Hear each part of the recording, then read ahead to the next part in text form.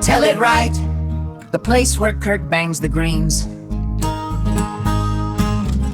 Tell it right, a place for you and me. All right, it's Saturday, January 6, 2024, and you're listening to Tell It Right Podcast, episode 58. First show of 2024. 58. 58. Happy New Year. Welcome. Yeah. Welcome to the show. Welcome to the show. But yeah, for those that are tuning in for the first time, make sure you hit the subscribe button so you can catch all the latest episodes of Tell It Right Podcast. Also, check out www.tellitRightPodcast.com where you can leave us some comments, or if you got crazy shit you find on the internet, drop it there in the comments. We'll get to it. Coming soon. We're working on it. We'll get some merch going. Get some Tell It Right shirts. I want to get some like cool designs going, so we'll work on that. We'll get that up there. But otherwise, if you're a regular, we appreciate your support. Thank you again. How's it going, Jared? Happy New Year. Happy New Year. It's going. It's Saturday. Saturdays are always good. I fucking love Saturdays. You know why? Because it's that in-between day. You know, you work on Friday, but like you're able to relax once you get out of work. It's like, okay, I don't have to go to work tomorrow. So like Friday in itself, like once 5 o'clock hits, it's now a weekend. So you know, it's kind of like a half day. You know, going back, Sure. It's a half day. It's a half. Yeah. Day. Okay. And then that Saturday though, it's just like it feels like pure freedom. It's just like work's 2 days away, so it doesn't feel like it's anywhere close. Yeah.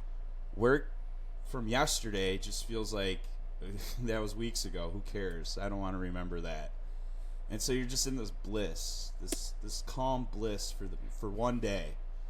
And then Sunday comes and you get the scaries and you're just like, fuck me. Well, that's the worst thing. Like, and I've been trying not to, but it's like I get anxiety even thinking about Sunday now. I know. It's not even Monday, you know. That you got to work on. Yeah, I mean it's hard. No, you're right though. You can fall down that hole and all of a sudden you're just a nervous wreck. You don't even want to fucking live anymore. You know what I mean? And it's Sunday. It's like I'm like right now I'm like in between like it's Sunday. It's the last day of the weekend. Right. And then there's Monday. And it's like, why should I be, all worried about Sunday? I shouldn't. Sunday's, it's God's day. It's the day off. It's the Sabbath. Yeah. Shomer Shabbos. Shomer Shabbos. It's Shomer fucking Shabbos. Yeah. Yeah, I don't roll on Shomer Shabbos. I don't fucking drive. I don't answer the phone unless it's a fucking emergency. Yeah. I don't even know why I'm answering this call right now. Well, because it's an emergency, dude. Oh, okay. Yeah.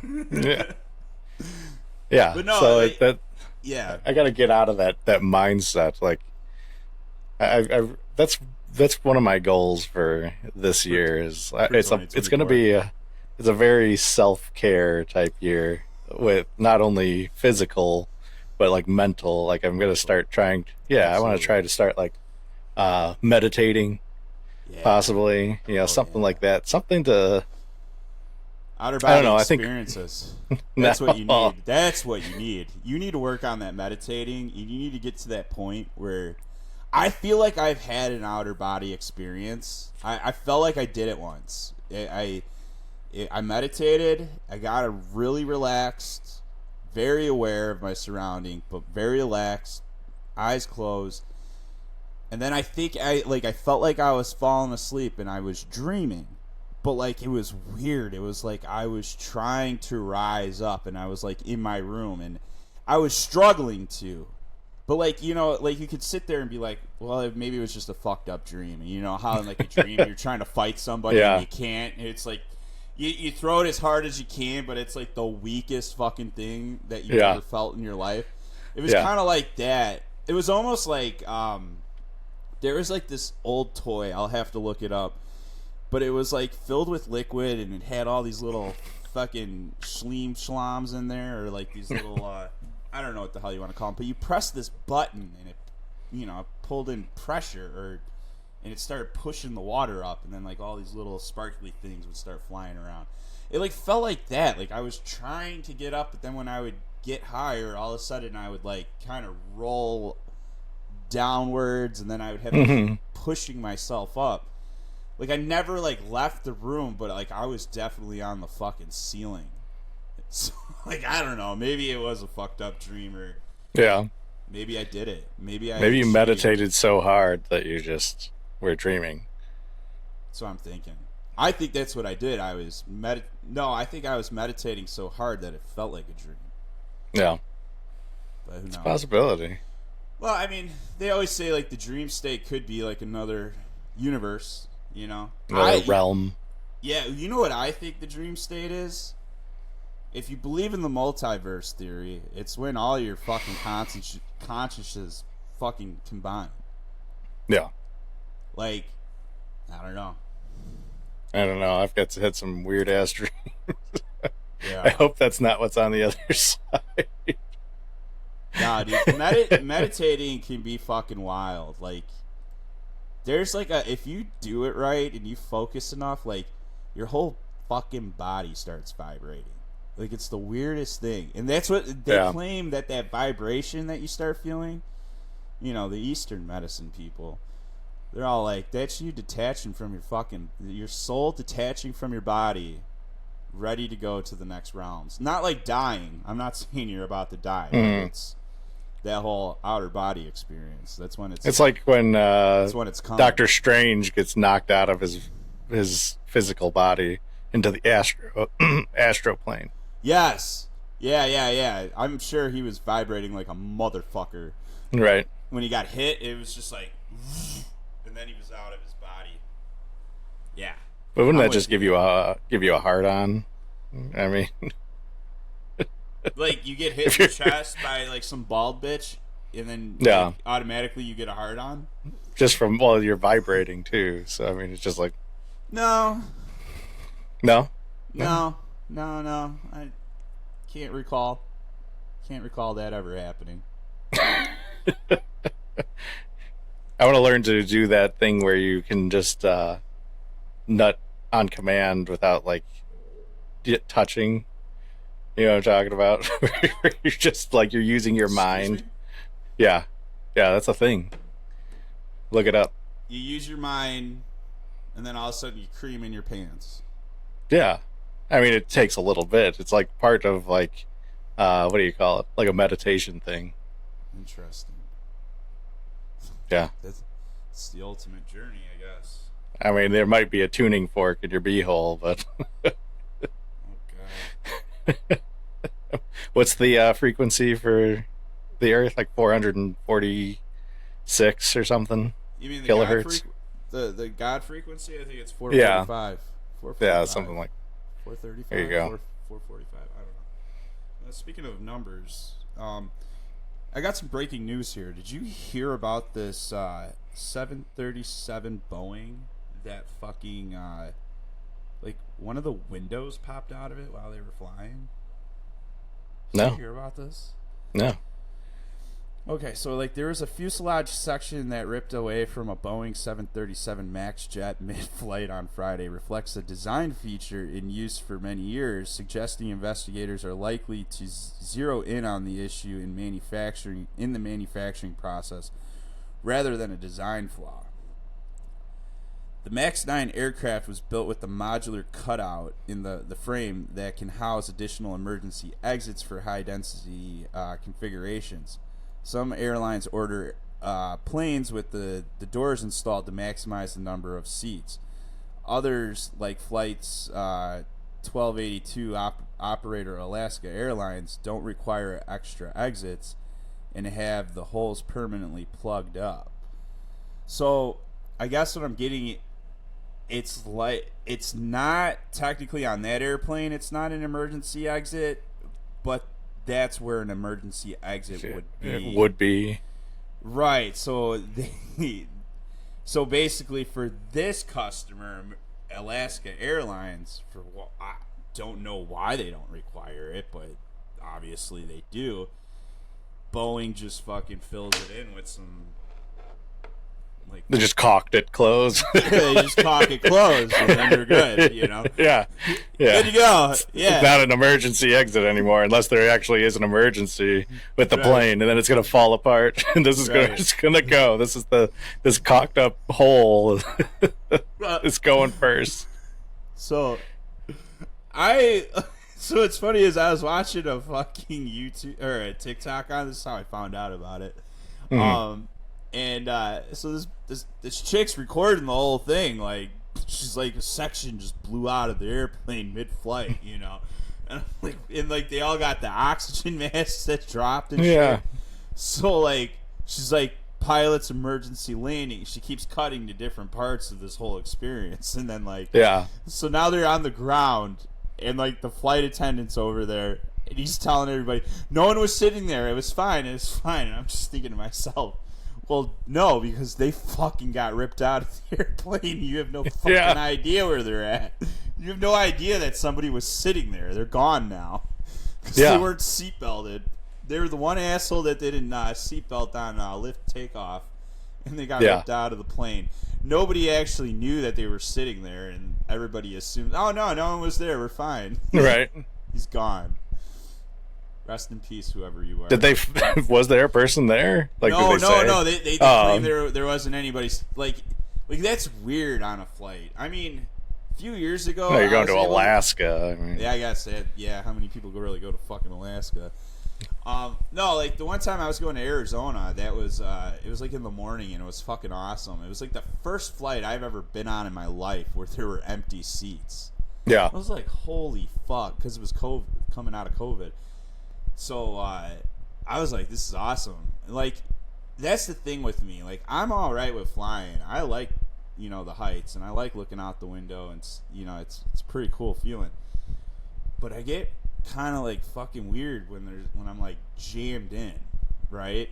Mm-hmm. Like, it's like a claustrophobia in a way, and like I kind of like, I don't like freak out, obviously, because you'd see me on the news, and I don't like diarrhea up and down the walkway either. But like, yeah, I kind of like sit there, like I just gotta kind of like take deep breaths, and it's probably because I like down a bunch of gummies before I get on an airplane. Well, that's probably not helpful either. No. Well, I'm not going to do it anymore. I used to do it thinking like, all right, I'm going to hit some gummies. I'll be nice and fucking ripe, and I'll just fall asleep.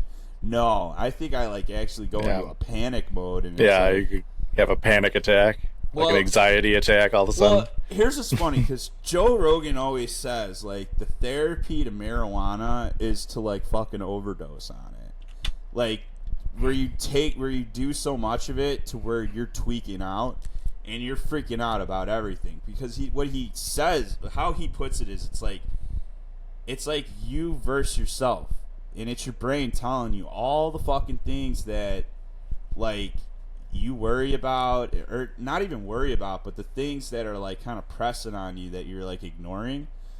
Mm-hmm. That's when you start thinking about it, when you're fucking tripping balls, after downing a bunch of gummies and, smoking a bunch of joints or whatever. Like, so like, I think like the issue I'm having is my mind goes, you can't step out of the plane if you wanted to.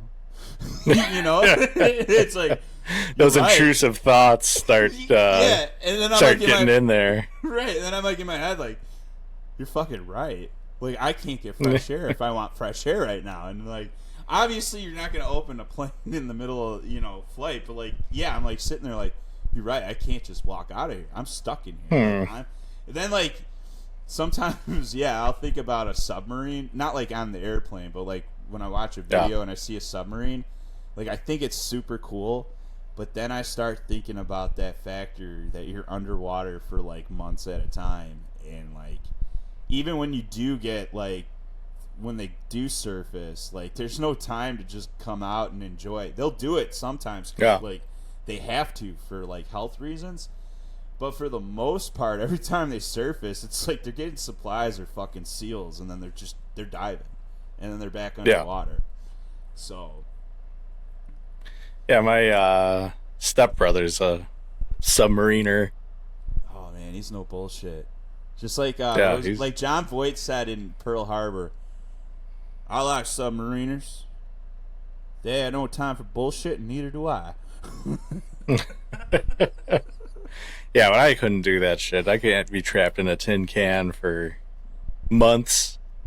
What I think is nice about the helicopter is like that same fear I have in the airplane. Like I can't get a fresh air. Like you can get fresh air. Like because you're not that low, you know what I mean, or that high. So like you're practically just hanging out like you're on the back of a fucking pickup truck. You know what I mean? It's exactly. Helicopters are the pickup trucks of aviation. Yeah, like you're literally just hanging out there like those fucking hillbillies in the South, and you're just like spitting a dip off the side, and like one guy's got like a fucking wheatgrass in his fucking mouth, and you're just like, yep, just another flight. That's like 100% spot on. Like we would fly around, and I'd be like, okay, I'm opening my window, pop my window open, I'm hanging out like a dog in the breeze. Or I've got pictures of me with my legs outside of this window while we're flying at like I don't even know how fast, and and we're like 4,000 feet in the air, and my legs are just dangling. And everybody did dip. Everybody did dip. It was just like I don't even dip, but we'd be gone, and we'd go away for a couple weeks or a month or whatever, and I would dip.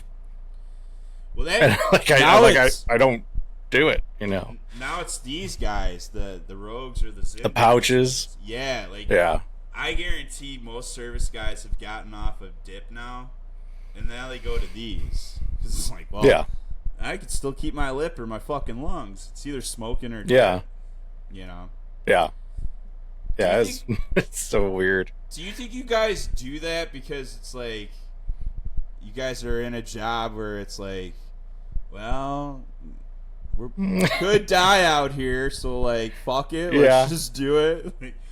I think so. I mean, part of it's just that, live fast, die young type mentality, like Polish people. They're always just living fast and loose, Dude. Or I should say Polish, but like European people, like Eastern European people, just like, I don't know if it's, and I don't want to mean this in a really mean way, but a lot of Eastern Europeans are, let's say, undereducated because of where they came from. It's not it's not as developed. If you look at like some parts of the Ukraine, there's people still living like Amish, churning butter, and they have farms, that, and they're small little towns. So I think that it's like there's an ignorance to them, like they just don't know. So they just kind of they just don't even give a shit. They'll just fuck around. Hey, I'm gonna drink this whole bottle of vodka, then let's go drive. And or like Russian people are kind of that way too. No, absolutely, 100%. That's what we can get at. So if you read the book, The Hunt for Red October, I read this years ago, like when I was in like grades or middle school, and like I remember like in one of the first or couple chapters, they're talking about Russians and how they slam fucking vodka on all the time. And basically, how in the United States that would be considered a fucking issue. You know what I mean? It would be considered an alcoholic, but where in Russia, no, that is considered like a moderate drinker. Like you still have to hit like 5 other tiers in Russia to be considered an alcoholic, which is insanely fucked up. But I do have a story about a Polish guy. So it was my aunt used to have a babysitter for her twins and her oldest son when they were younger. And she was kind of like a nanny. We'll call her a nanny. Okay, so she was married to this guy. They were both Polish. They were both from Poland. Now, they didn't know each other in Poland. They met here in Chicago and got married. And at the time, they were both working on their citizenship and stuff. Mm-hmm. Well, this dude was like a carpenter, construction jobs, right? Most Europeans getting into that, when they come over. But like he also was good with computers too, and then all this other shit. And so like I helped him do some shit around my aunt's house, and yeah, he like took my computer. Like he was telling me about it. He's like, I'll put all these games on there. I'll fix up your computer. So he did, and he hooked me up with like cool ass games that I've never even heard of or seen. They weren't like foreign. They were just all these games because he was probably getting them off the black market sort of deal. You know? Yeah. He was probably into some shit like I wouldn't call it like serious gangster shit, but he was probably in some kind of organized crime. But like he was a huge vodka drinker, and like I smelled it on him, and he would tell me weird shit like fucking heat's good for you. He's like, he didn't have air conditioning in his fucking truck, and we're coming from back from Menards. He's like, not a lot of people know, but heat's good for you.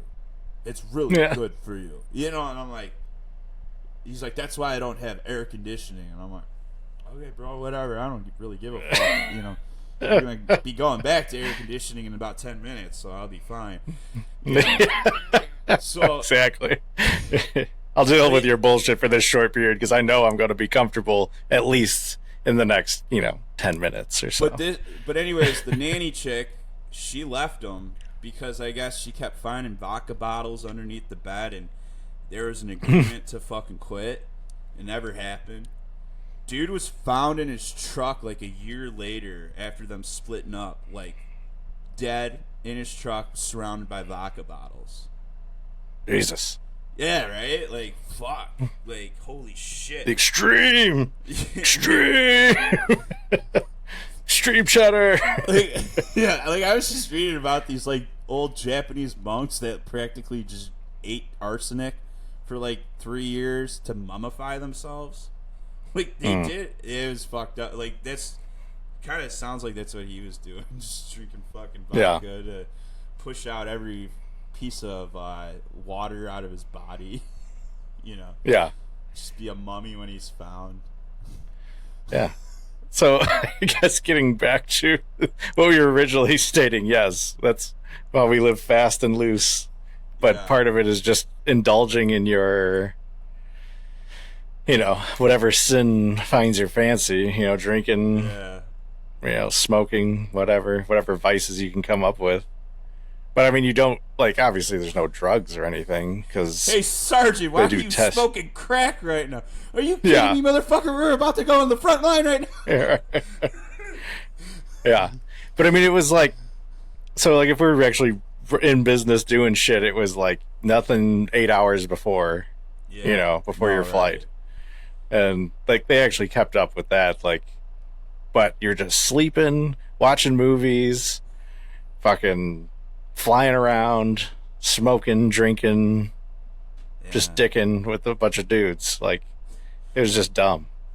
Hey, what are you doing? I got just cool ass pictures. Just dicking with the dudes tonight. Hey, we're dicking with the dudes. I've got cool shooting guns and shit. I've got videos of me flying around in a helicopter shooting a machine gun off the side and shit. Bullets just flying everywhere. Me wrapped up in bullets. You know what's fucking awesome today? So I go to Meijer, all right, my local grocery store. I love Meijer. I do too. I always see someone I know, right? I saw Ken a few weeks ago, and I was trying to tell myself today, oh yeah, I'm gonna see Ken again. I'm gonna see Ken. So I get there, I don't see Ken, but I see my fucking grandpa, dude, and I'm like, oh no way, this is gonna be awesome. So I love my grandpa. He is a talker. So this is probably where I get that shit from. But we were talking about air fryers for 10 minutes, right? Oh my god! Out of nowhere, he turns around. Another old guy comes, roughly close to his age, in their 80s. This fucking guy's wearing a 101st Airborne hat, right? And my grandpa's yeah, fucking screaming eagle. He shakes the guy's hand, and they just start going at it. So my grandfather was part of the 101st Airborne back in the 50s. He got out in 58.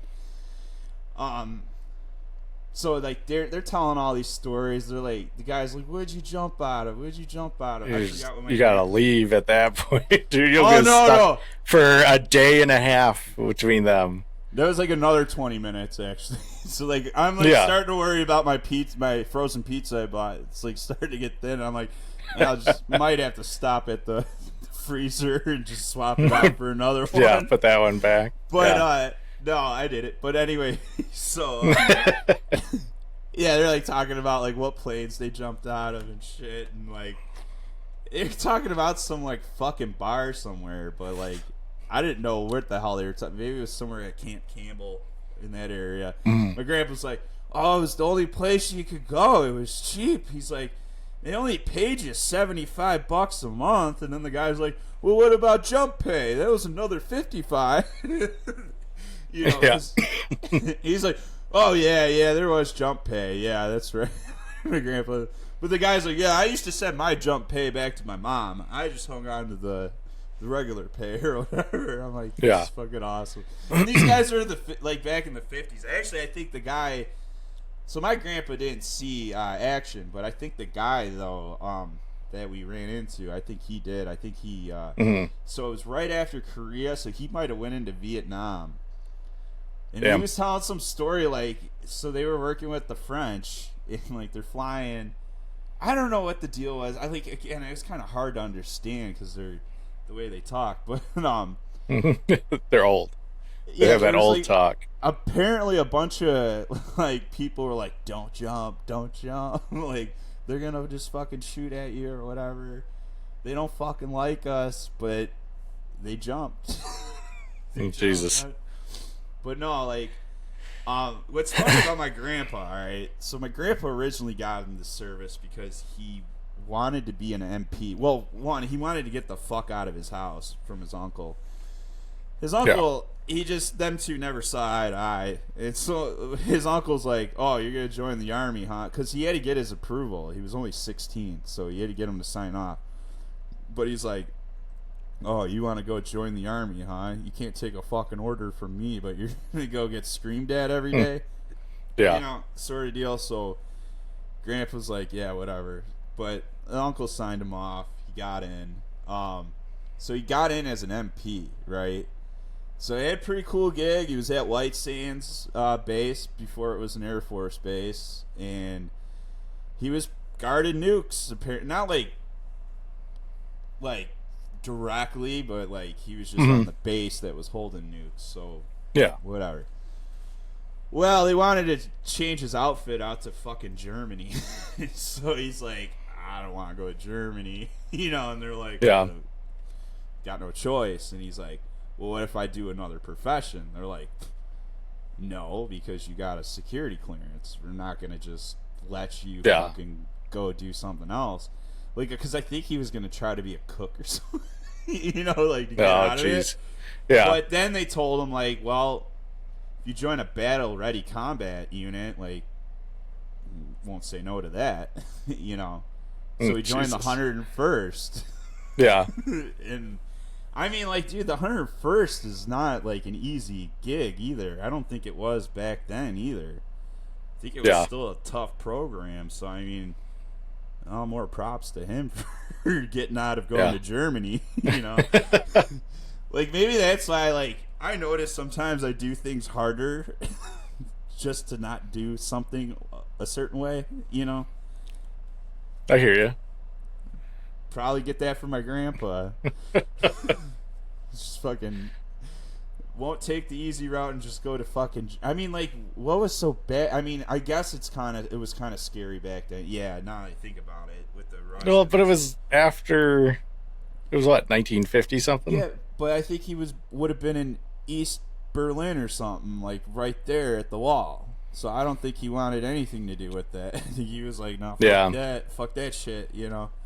Yeah, because he was an MP, then he would have been like a checkpoint or right. Yeah, what if people. He was at I mean, obviously things kind of went well, but you know, well, not today, but like back in the 80s it did. That wall came down, but like, yeah, I don't know. He was just like, but like 50s was kind of a different era there, you know. The 80s is when everything was coming to an end, but like 55 to, like I said, he got out in 58. Yeah, I don't know, man. It probably would have been I think any service guy would have been like, ugh. Unless you were like, yeah, I mean, nutbags that are like, yeah, I'm gonna kill me some commies. I mean, it's always good. Yeah. But, oh fuck. All right, so we're at 30 minutes.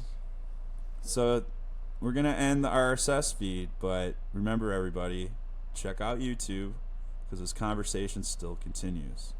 We got some good juicy stuff coming up here. I got a video that we're gonna watch. It's a quick video, but it's gonna be about Star Wars and the fucked up shit that's happening with that. And then I think Jared's got some movie or potential movies coming out here in 2024. Yeah. So make sure you catch that YouTube. There's actually a lot of people that watch the YouTube, so if you're a loyal YouTuber, you get this show 100%. But y'all driving to work, that like your radios, you only get the 30-minute, because the rest of it is when you're at your cubicle and you want to fucking blow your brains out. And then you get on YouTube and you listen to the rest. Yes. So exactly. So thank you, everybody. Thank you for tuning in to episode 58. We'll catch you next time. Later, dudes. Peace. Hey, everybody. Mike here again. Just wanted to pop in. We had some technical difficulties, so we're not really going to have an extended version on YouTube, but this episode will be on YouTube. So thank you again, everybody. Make sure you're first-time subscribers, you hit that subscribe button and check out TellItRightPodcast.com, where you can leave us comments, leave us anything you see on the internet, and let's build this community together. Thank you and have a great day.